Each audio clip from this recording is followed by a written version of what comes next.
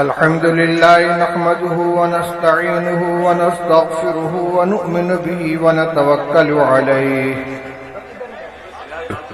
ونعوذ بالله من شرور أنفسنا ومن سيئات أعمالنا من يهده الله فلا مضل له ومن يضلله فلا هادي له ونشهد أن لا إله إلا الله وحده لا شريك له ونشهد أن سيدنا ومولانا محمدا عبده ورسوله صلى الله تبارك وتعالى عليه وعلى آله وأصحابه وبارك وسلم تسليما كثيرا كثيرا.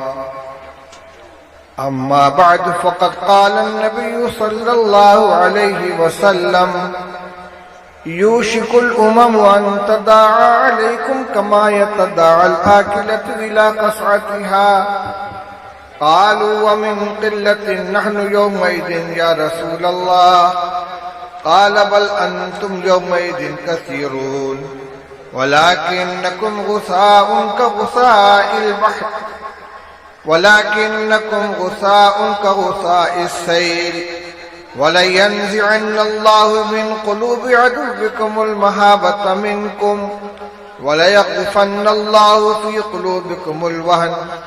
قالوا وما الوهن يا رسول الله؟ قال حب الموت، حب الدنيا وكراهية الموت، أو كما قال رسول الله صلى الله عليه وسلم.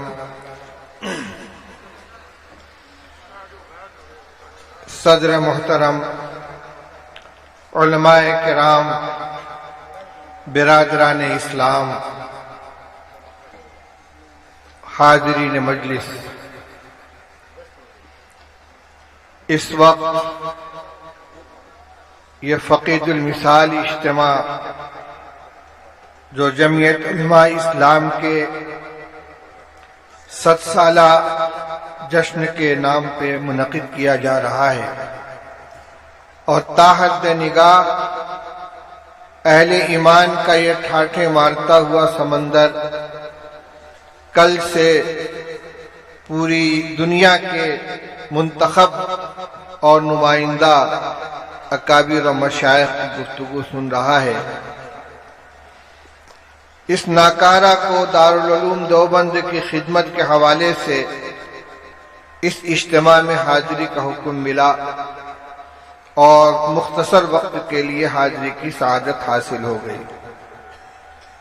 میرے بھائیوں، اس وقت میں کوئی بہت لمبی گفتگو نہ کر کے حالات حاضرہ کے تناظر میں امت مسلمہ کی کیا ذمہ داریاں ہیں اور جن حالات سے پوری امت مسلمہ دوچار ہے ان سے نکلنے کے لیے اور ان صبر آزما حالات میں ثابت قدم رہنے کے لیے کس نسخہ کیمیا کی ضرورت ہے، کتاب اللہ اور سنت رسول اللہ صلی اللہ علیہ وسلم کی روشنی میں چند باتیں آپ کے سامنے عرض کروں گا. جو صورتحال پوری دنیا میں ہے یہ کوئی غیر متوقع چیز نہیں ہے. حضرت نبی اکرم صلی اللہ علیہ وسلم نے بہت پہلے اس کی پیشین گوئی فرما دی تھی کہ ایک وقت ایسا آئے گا جب دنیا کی ساری قومیں مسلمانوں کے خلاف اس طرح متحد ہو جائیں گی اور اس امت کو نقصان پہنچانے کے لیے، ان کو زخ دینے کے لیے، ان کو ٹھیس پہنچانے کے لیے، بلکہ ان کا وجود ختم کرنے کے لیے اپنے باہمی نظریاتی، مذہبی، سیاسی، سماجی اختلافات کے باوجود ایک مسئلے پہ سب متفق ہو جائیں گے کہ اسلام اور مسلمانوں کے خلاف ان کا ایجنڈا ایک ہوگا. یہ وقت آئے گا اور آپ نے بڑی محسوس مثال دے کر سمجھایا کہ ایک وقت آئے گا کہ ساری قومیں مسلمانوں کے خلاف اس طرح ایک دوسرے کو دعوت دیں گی جس طرح دسترخوان پہ کھانے کے لیے کوئی جماعت بیٹھی ہو اور اپنے ساتھیوں کو آواز دیتے ہیں، آؤ یہ ڈش بہت لذیذ ہے، یہ سالن بہت عمدہ ہے، ذرا یہ بھی لے لو، ذرا یہ بھی چکھ لو۔ اس طرح مسلمانوں کو لقمہ تر بنانے کے لیے ساری کی ساری قومیں آپس میں ایک دوسرے کو دعوت دیں گی۔ یہ بات جب رسول اللہ صلی اللہ علیہ وسلم نے ارشاد فرمائی ہے، اس وقت مسلمان اگرچہ تعداد کے اعتبار سے بہت مختصر تھے، لیکن ان کا ایمان پہاڑ سے زیادہ مضبوط، اللہ کے اوپر ان کا بھروسہ، اللہ کے وعدوں پر بھروسہ اور اسلام کے ایک ایک حکم پر عمل کرنے کے سلسلے میں ان کا جذبہ اتنا غیر متزلزل تھا اور ان کی دھاک اس طرح بیٹھی ہوئی تھی کہ ان کے لیے یہ بات عجیب و غریب تھی، حیرت کی بات تھی کہ کیا ایسا بھی وقت آئے گا کہ مسلمانوں کے خلاف ساری قومیں متحد ہو جائیں گی؟ آخر اس کا سبب کیا ہوگا؟ انہوں نے خیال کیا کہ شاید مسلمان اس زمانے میں تعداد کے اعتبار سے بہت تھوڑے ہوں گے۔ تو بعض صحابہ نے پوچھا، وَمِن قِلَّةٍ نَحْنُ يَوْمَئِذٍ یا رسول اللہ، کیا اس زمانے میں ہم لوگ بہت تھوڑے ہوں گے؟ ہمارے دشمن زیادہ ہوں گے، ہم کم ہوں گے، بہت کم ہوں گے؟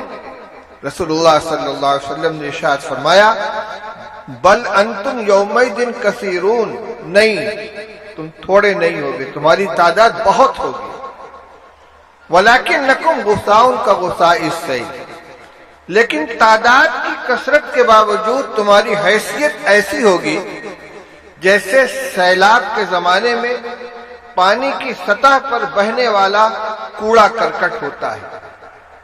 بہترین مثال دی آپ نے، جب سیلاب آیا ہوا ہو، ہر طرف سے بارش کا، نالے کا پانی ایک ندی میں اکٹھا ہو رہا ہو اور اپنے ساتھ جھاڑ جھنکار کوڑا کرکٹ بہا کر لے آئے، تو یہ کوڑا کرکٹ اتنا مقدار کے اعتبار سے زیادہ ہوتا ہے کہ پانی کی پوری سطح پہ چھا جاتا ہے، لیکن اس کے باوجود اس کی نہ کوئی قیمت ہوتی ہے، نہ اس کا کوئی وزن ہوتا ہے، جدھر بہاؤ اس کو لے کر جائے بہتا چلا جائے، کہیں کوئی رکاوٹ آئی ٹکرا گیا، کہیں نشیب آیا نیچے گر گیا، کہیں موڑ آیا گھوم گیا، کوئی اس کو کوڑی کے بھاؤ لینے کے لیے تیار نہیں ہوتا۔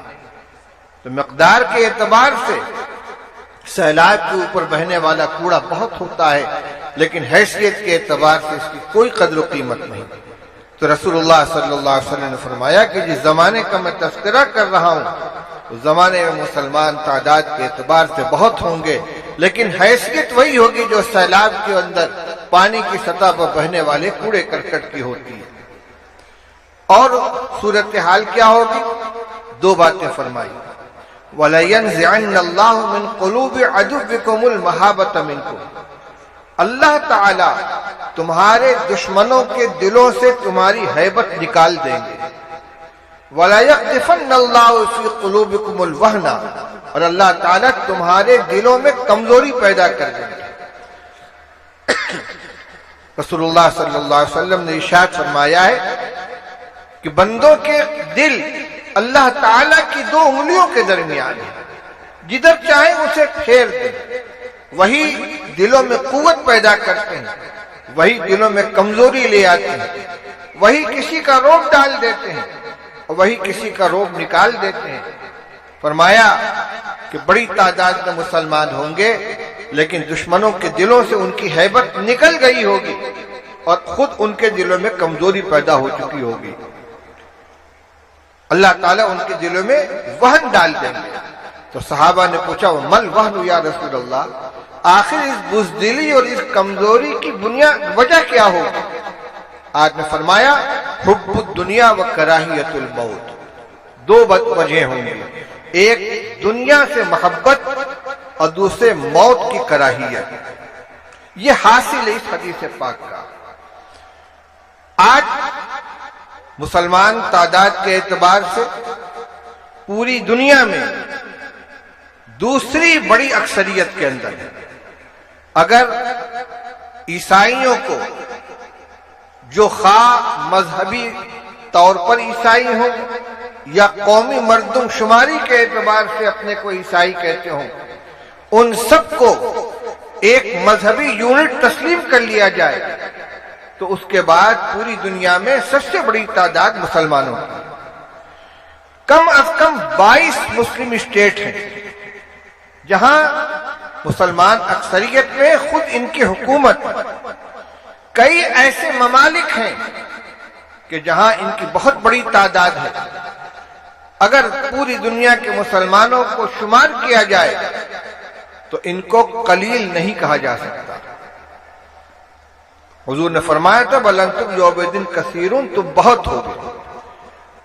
آج کے جو حالات ہیں وہ بتا رہے ہیں کہ واقعی اتنی حکومتیں، اتنی تعداد ہے، دولت کے سرچشمے مسلمانوں کے پاس ہے، پیٹرول کے کنویں ان کے پاس ہے، دولت کی فراوانی ہے، عددی اکثریت ہے، لیکن آج پوری دنیا میں مسلمانوں کا کوئی وزن نہیں ہے، کوئی ان کی طاقت نہیں ہے۔ اس کی بنیاد کیا ہے؟ رسول اللہ صلی اللہ علیہ وسلم نے 2 باتیں ارشاد فرمائی ہیں، حقیقت میں وہی ہمارے لیے غور کرنے کی چیز ہے۔ 2 اسباب ہیں، ایک دنیا کی محبت اور دوسرے موت کی کراہیت۔ دنیا کی محبت کا مطلب کیا ہوا؟ 2 چیزیں ہیں۔ رسول اللہ صلی اللہ علیہ وسلم نے ارشاد فرمایا من احب دنیاہ اضر بآخرتہ ومن احب آخرتہ اضر بدنیاہ فآخروا ما يبقى على ما يفنى او كما قال رسول اللہ صلی اللہ علیہ وسلم۔ آپ نے ارشاد فرمایا کہ جو آدمی اپنی دنیا کو محبوب بنائے گا اسے اپنی آخرت کا نقصان اٹھانا پڑے گا، اور جو اپنی آخرت سے محبت کرے گا اسے دنیا کا نقصان برداشت کرنا پڑے گا۔ دونوں چیزیں برابر اور یکساں طور پر اس کے ہاتھ لگ جائیں، دنیا کے اعتبار سے بھی کوئی نقصان نہ ہو اور آخرت کی بھی مکمل کامیابی حاصل ہو جائے، یہ ہو نہیں سکتا۔ دونوں میں تقابل ہے۔ کرنا کیا ہے؟ فرما آخروا ما یبقى علی ما یفنى، جو چیز ختم ہو جانے والی ہے اس کو اس چیز کے اوپر ترجیح دو، جو چیز باقی رہنے والی ہے اس کو ترجیح دو اس چیز کے اوپر جو ختم ہو جانے والی ہے، یعنی آخرت کی کامیابی، وہاں کی سرخروئی، وہاں کی عزت جن چیزوں سے حاصل ہو سکتی ہے ان کو اختیار کرو۔ آپ نے ارشاد فرمایا حب الدنیا راس کل خطیئۃ، دنیا کی محبت ہر خطا اور ہر گناہ کی بنیاد ہے۔ آدمی جھوٹ کیوں بولتا ہے؟ بے ایمانی کیوں کرتا ہے؟ حقوق طلب کیوں کرتا ہے؟ خوریزی کیوں کرتا ہے؟ کوئی نہ کوئی دنیاوی منفعت اس کے پیش نظر ہوتی ہے۔ اور اسلامی تعلیمات، شرعی احکام، ان پر عمل کرنا دشوار کیوں ہو جاتا ہے؟ اس لیے کہ ان اعمال کا جو صلہ آخرت میں ملنے والا ہے، ان پر جو کامیابی کا فیصلہ ہے اللہ تعالیٰ کی طرف سے، وہ ہماری نگاہوں سے اوجھل ہو چکا ہے۔ اس لیے میرے بھائیوں، رسول اللہ صلی اللہ علیہ وسلم نے جہاں آنے والے حالات کی پیشین گوئی کی ہے، وہیں مرض کی بھی نشاندہی کی ہے، اور جب مرض کی نشاندہی ہو گئی تو اسی کے ضمن میں اس کا علاج بھی آ گیا کہ آج ہمیں سب سے پہلی بات یہ ہے کہ مسلمانوں کو اپنی زندگی میں تبدیلی لانے کی ضرورت ہے۔ وہ تبدیلی کیا ہوگی؟ اسی ضمن میں ایک بات اور عرض کرتا چلوں۔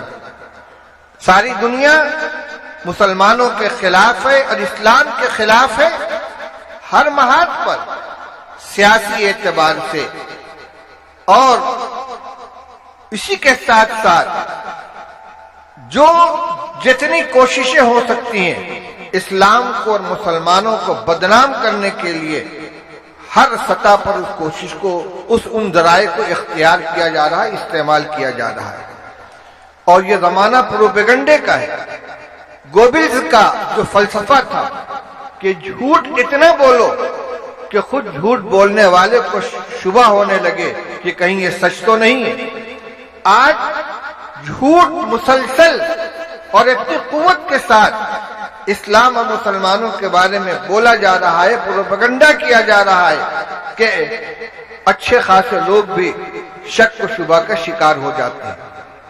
بڑی عجیب و غریب بات ہے کہ کچھ دنوں پہلے دیندار مسلمان، داڑھی ٹوپی کرتا والے، معزز، قابل اعتماد سمجھے جاتے تھے، اور آج ماحول ایسا بنا دیا گیا ہے کہ جو دینی شکل و صورت والے، داڑھی کرتا والے ہیں، دیندار لوگ ہیں، ان کو مشکوک قرار دے دیا گیا، اور جن لوگوں کو پہلے ناقابل اعتماد سمجھا جاتا تھا آج وہ قابل اعتماد ہو گئے۔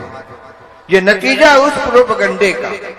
کبھی مسلمانوں کو دہشت گرد کہا جاتا ہے، کبھی مدارس کو دہشت گردی کا اڈا کہا جاتا ہے، لیکن ہماری طرف سے اسلام کی، مدارس کی اور مسلمانوں کی صحیح تصویر پیش کرنے کی کوشش جس سطح پر ہونی چاہیے وہ نہیں ہو رہی ہے۔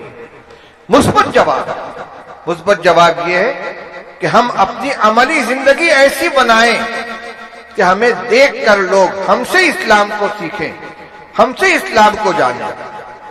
یہ مختصر ہے، میں زیادہ تفصیل کے ساتھ گفتگو نہیں کر پاؤں گا، لیکن ہمیں زندگی گزارنے کا جو طریقہ عطا کیا گیا ہے، کچھ تو وہ اعمال ہیں جن کا تعلق ہماری اپنی ذات سے ہے، عبادات ہیں، طاعات ہیں، فرائض و واجبات ہیں، کچھ محرمات ہیں، کچھ کرنے کے کام ہیں، کچھ نہ کرنے کے۔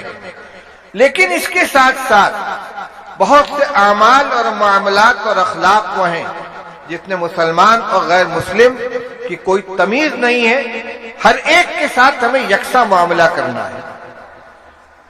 مثال کے طور پر تجارت میں دیانتداری اور ایمانداری کا معاملہ، کسی کے ساتھ ہمارا لین دین ہو رہا ہو، اس کو اطمینان نہ کہ یہ مسلمان ہے، لہذا اس سے ہم کو کوئی دھوکہ نہیں ہوگا، اس سے کوئی نقصان نہیں پہنچے گا۔ اسی طرح پڑوسیوں کے ساتھ حسن اخلاق کی جو تعلیم دی گئی ہے، رسول اللہ صلی اللہ علیہ وسلم نے ارشاد فرمایا، واللہ لا یؤمن، واللہ لا یؤمن، واللہ لا یؤمن۔ قیل من یا رسول اللہ؟ قال من لا یامن جارہ بوائقہ۔ فرمایا کہ بخدا وہ مسلمان نہیں، بخدا وہ مسلمان نہیں، بخدا وہ مومن نہیں۔ پوچھا گیا کون یا رسول اللہ؟ فرمایا جس کا پڑوسی اس کی اذیت سے محفوظ نہ رہے۔ اتنا کوئی امتیاز نہیں ہے کہ وہ پڑوسی مسلمان ہے کہ یہودی ہے کہ عیسائی ہے کہ اور کسی مذہب سے تعلق رکھنے والا ہے۔ جو پڑوسی ہے، پڑوسی ہونے کی بنا پر ہمارے حسن سلوک کا وہ مستحق ہے۔ اسلام نے تو فرمایا کہ پڑوسی کی بھی مختلف قسمیں، الجار ذی القربى والجار الجنوب والصاحب بالجنب۔ ایک پڑوسی وہ ہے کہ جو پڑوسی بھی ہے، رشتہ دار بھی ہے۔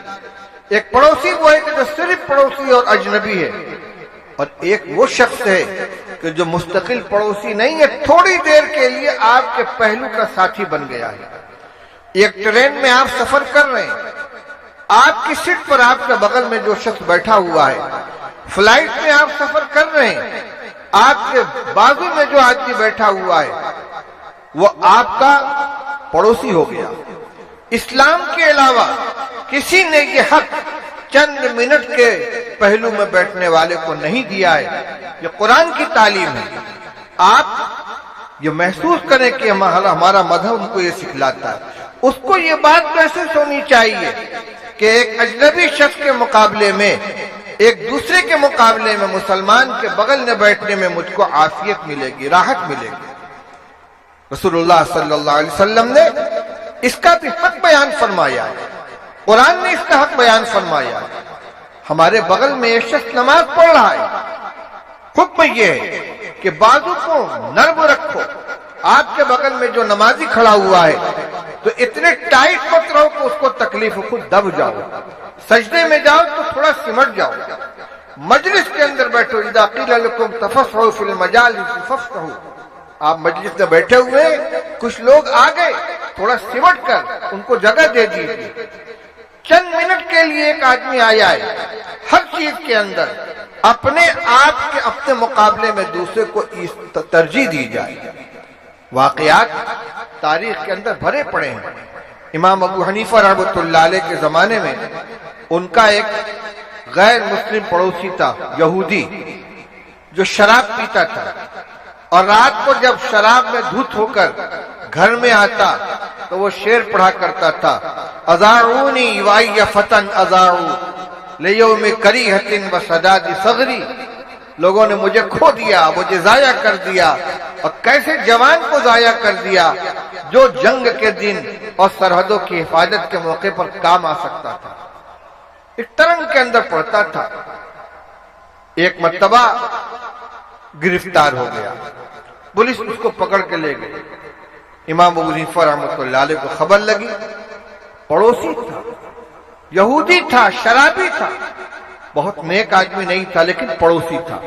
امام صاحب تشریف لے گئے، اس کا جرمانہ ادا کیا اور اسے رہا کرا کے لے آئے اور فرمایا ما اذعناکا، تو کہتا تھا کہ لوگوں نے ہمیں ضائع کر دیا، ہم نے تمہیں ضائع نہیں کیا، دیکھو تم کو ہم چھڑا کر لے آئے۔ غالباً وہی پڑوسی یا کوئی دوسرا پڑوسی، اس نے اپنا مکان بیچنے کا ارادہ کیا اور اعلان کیا کہ میرے مکان کی قیمت 20,000 درہم ہے۔ لوگوں نے کہا تمہارے مکان کی قیمت 10,000 سے زیادہ نہیں ہے۔ اس نے کہا ٹھیک ہے، مکان کی قیمت 10,000 اور ابو حنیفہ کے پڑوس کی قیمت 10,000، یہ مکان ابو حنیفہ کے پڑوس میں ہے، میں اس کو بیچ کر جاؤں گا تو مکان بھی چھوٹے گا، پڑوس بھی چھوٹے گا، اور جو آ کر اس مکان میں رہے گا اس کو مکان بھی ملے گا، ابو حنیفہ کا پڑوس بھی ملے گا، لہذا جتنی قیمت مکان کی رکھ رہا ہے اتنی قیمت رکھ رہا ہے امام ابو حنیفہ رحمۃ اللہ علیہ کے پڑوس میں ہونے کی۔ امام صاحب کو خبر لگی تو بلایا اس کو، پورے مکان کی قیمت اس کو دے دی اور کہا مکان بھی تمہارا، پیسہ بھی تمہارا۔ جس نے اپنے پڑوسی کی اتنی قدر کی ہے، معلوم نہیں اس کے جانے کے بعد کون دوسرا پڑوسی آ جائے میرا، اس لیے اس پڑوسی کی قدر کرنی چاہیے۔ میرے بھائیوں، لین دین میں، تجارت کے اندر ہمارا معاملہ دوسروں کے ساتھ ایسا ہو کہ وہ نمونہ بن جائے۔ امام ابو حنیفہ رحمۃ اللہ علیہ کا نام آیا، ابھی میں پڑھ رہا تھا راستے ہی میں شیخ ابو زہرہ مصری کی کتاب کا ترجمہ جو انہوں نے امام اعظم ابو حنیفہ رحمۃ اللہ علیہ کے حیات کے اوپر لکھا ہے، اس میں لکھا ہے کہ ایک عورت ایک کپڑے کا تھان لے کر آئی اور امام صاحب کے ہاتھ بیچنا چاہا، یہ کپڑے کے تاجر تھے، اس نے کہا اس کے 100 درہم دے دیجئے، فرمایا اس سے زیادہ قیمت کا ہے، اس نے کہا 200 دے دیجئے، فرمایا اس سے زیادہ قیمت کا ہے، اس نے کہا 300 دے دیجئے، اس نے کہا مجھ سے مذاق کرتے ہیں، فرمایا اچھا کسی اور آدمی کو بلا لو وہ اس کی قیمت لگا دے۔ ایک شخص کو بلایا گیا، اس سے پوچھا گیا اس کی قیمت کتنی ہے، اس نے بتلایا 500 درہم۔ امام ابو حنیفہ رحمۃ اللہ علیہ نے 500 درہم دے کر اس تھان کو خرید لیا، گھٹانے کے لیے نہیں، بڑھانے کے لیے، قیمت زیادہ دینے کے لیے دوسرے شخص کو بلایا جا رہا ہے تاکہ وہ قیمت زیادہ بتا کر اس کو بیچنے والے کا نفع اور اس کو راحت پہنچائے۔ اسی طرح دیانتداری کے سلسلے میں امام صاحب کا واقعہ مشہور ہے کہ ایک تھان میں تھوڑا سا عیب تھا، انہوں نے اپنے کارندے کو ہدایت دی کہ اگر کوئی خریدار آئے تو اس کو پہلے عیب دکھلا دیا جائے، اور اگر وہ خریدنے پر تیار ہو تو جتنی قیمت پر خریدے اتنی قیمت پر اس کے ہاتھ فروخت کر دیا جائے۔ اتفاق کی بات، کوئی گاہک آیا اور کارندے نے عیب دکھلائے بغیر اس تھان کو فروخت کر دیا۔ امام صاحب تشریف لائے، پوچھا وہ تھان کیا ہوا، اس نے کہا وہ تو بک گیا، تم نے خریدار کا عیب دکھلایا تھا، کہا نہیں۔ وہ خریدار کون تھا کہ میں پہچانتا نہیں۔ امام صاحب نے اس دن کی پوری بکری جتنی قیمت آئی تھی سب اٹھا کے صدقہ کر دیا. اس کے اندر غلط قسم کا پیسہ تھوڑا سا شامل ہو گیا. میرے بھائیوں بزرگوں، ہم اپنے اخلاق، اپنے کردار سے اپنا تعارف کرائیں، اسلام کا تعارف کرائیں. ہمیں اسلام یہ تعلیم دیتا ہے، ہمارا مذہب یہ بتلاتا ہے. ہم بہت سے کام کرتے ہیں لیکن اس کا حوالہ کچھ اور دے دیتے ہیں. دوسروں کے سامنے ہماری شبیہ صحیح آنی چاہیے. اس میں امن اور بقائے باہم، پرامن بقائے باہم کی تعلیم جتنی اسلام نے دی ہے وہ کسی کی یہاں نہیں ہے. میرے بھائی اور بزرگوں، حب الدنیا و کراہیت الموت، جو دو چیزیں رسول اللہ صلی اللہ علیہ وسلم نے بیان فرمائی ہیں، تو اس سے ہمیں یہ سبق ملتا ہے کہ آخرت میں کامیابی کے جو راستے ہو سکتے ہیں ان کو ہمیں اختیار کرنا ہے. دنیا کی محبت میں آخرت کا نقصان اپنے لیے اگر برداشت کریں گے، یہ ہماری ذلت اور ناکامی کے پہلا سبب ہوگا. مختصراً دوسرے جز کی طرف بھی اشارہ کرتے فرمایا وَكَرَاهِيَةُ الْمَوْتِ، مسلمانوں کے ذلیل ہونے کی اور بے وقت ہونے کی دوسری بنیاد موت کی کراہیت ہوگی. موت کی کراہیت کا مطلب یہ ہوگا کہ مسلمان مرنے سے ڈریں گے، موت سے خوف کھائیں گے. ایمان والے کا تو یہ عقیدہ ہے کہ جب دنیا میں انسان آتا ہے تو اللہ کی طرف سے ایک متعین عمر لے کر آتا ہے. بچہ جب ماں کے پیٹ میں ہوتا ہے وہی فرشتہ پوچھتا ہے ما اجلہ ما رزقہ، پروردگار اس کی روزی کتنی لکھی جائے، اس کی عمر کتنی لکھی جائے. اور دونوں کے بارے میں جو فیصلہ ہو گیا اس میں نہ عمر میں ایک لمحے کی کمی زیادتی ہو سکتی ہے، نہ رزق میں ایک دانے کی کمی زیادتی ہو سکتی ہے. اذا جاء اجلہم لا یستأخرون ساعۃ ولا یستقدمون، موت اپنے وقت پر آئے گی اور جہاں جس حال میں لکھی اسی طرح آئے گی. پھر ہم موت کا خوف اپنے اندر بیٹھا کر بزدلی اور کم ہمتی کے شکار کیوں ہوں؟ اس لیے مومن اللہ سے ڈرتا ہے اور موت پر اس کا یقین ہے. موت اپنے وقت پر آئے گی. وَلَوْ كُنْتُمْ فِي بُرُوجٍ مُشَيَّدَةٍ، 7 قلعہ کے اندر بھی اگر ہم محفوظ ہو جائیں اور اللہ کی طرف سے ہمارے مرنے کا وقت آ چکا ہے، طے ہو چکا ہے، اس کو ہم ٹال نہیں سکتے.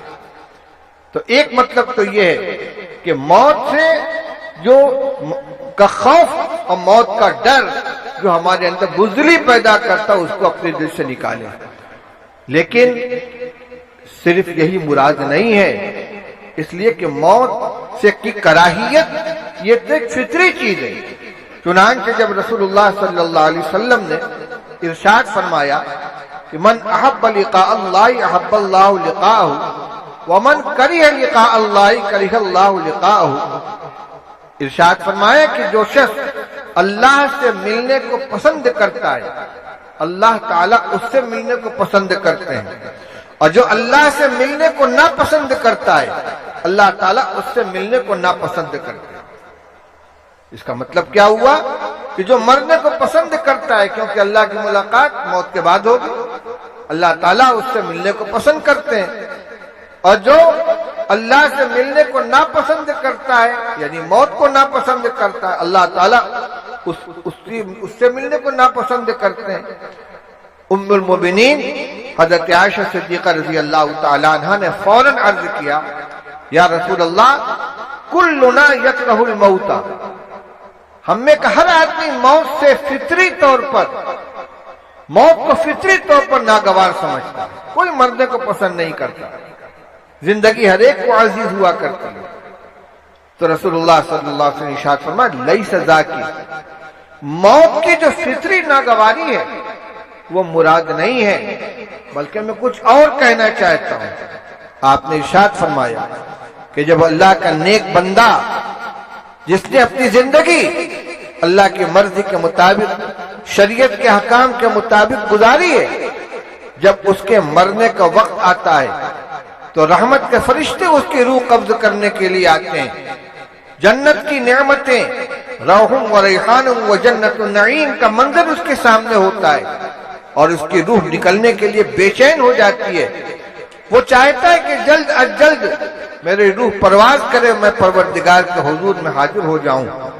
وہ اللہ سے ملنے کو پسند کرتا ہے، اللہ اس سے ملنے کو پسند کرتے ہیں۔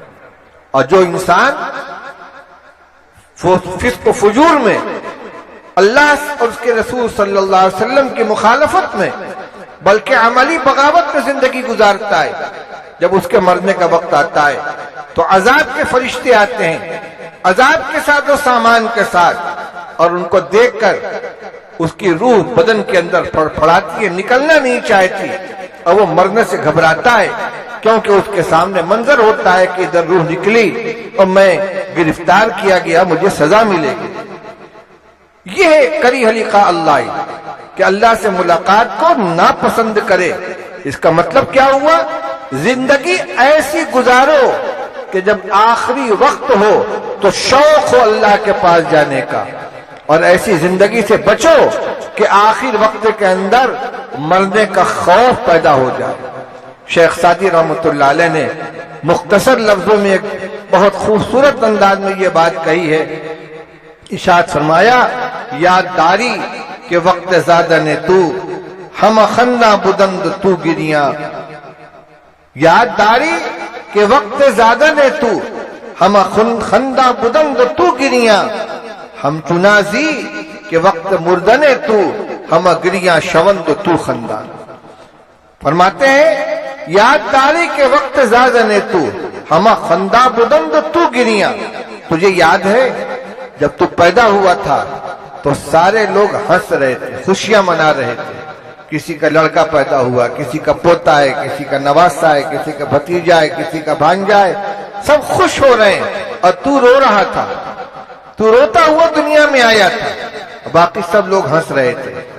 فرماتے ہم چنازی، زندگی ایسی گزار کے دنیا سے جاؤ کہ وقت مردنے تو، جب تمہارے مرنے کا وقت آئے تو ہم گریاں شوند تو خندہ، سارے لوگ رو رہے ہوں، آنسو بہا رہے ہوں تیری جدائی کے اوپر، اور تو ہنستا ہوا دنیا سے جائے، کیونکہ آگے تیرا رحمت الہی تیرے استقبال کرنے والی ہے۔ اب اس روایت کی روشنی میں دیکھیں تو حب الدنیا و کراہیت الموت کا مطلب کیا ہوا کہ مسلمانوں کے اندر بزدلی اور کمزوری اور بے وقعتی پیدا ہونے کے دو اسباب ہوں گے، ایک تو دنیا کی محبت، دوسرے ایسی زندگی گزارنا کہ اس زندگی کے بعد جب دنیا سے جانے کا وقت ہو تو مرنے کے لیے تیار نہ ہو، خوف ہو کہ عذاب الہی میں گرفتار ہو جاؤں گا۔ اس لیے اس کی تیاری یہ ہے کہ آدمی شریعت اور سنت کے مطابق زندگی گزارنے کی کوشش کرے۔